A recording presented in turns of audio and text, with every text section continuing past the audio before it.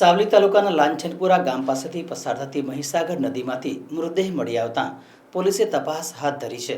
પ્રાપ્ત વિગતો અનુસાર મૃતદેહ વડોદરા કારેલીબાગ પાણી ટાંકી પાસેના રહેવાસી પ્રવીણસિંહ વાઘેલાનો હોવાની માહિતી મળી છે।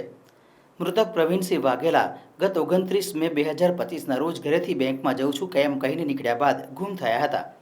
40 વર્ષીય મૃતક પ્રવીણસિંહ પરિણીત છે અને સંતાનમાં 2 દીકરીના પિતા છે। 29 મેના રોજ ઘરેથી નીકળ્યા બાદ પરત ના ફરતા પરિવાર દ્વારા પ્રવીણસિંહની શોધખોળ કરવામાં આવતા સાવલી તાલુકાના લાંછનપુર ગામ પાસેથી પસાર થતી મહીસાગર નદીમાં પ્રવીણસિંહનો મૃતદેહ તરતો દેખાયો હતો। સ્થાનિક તરવૈયાઓ અને ફાયર વિભાગ દ્વારા મૃતદેહને બહાર કાઢવામાં આવ્યો હતો।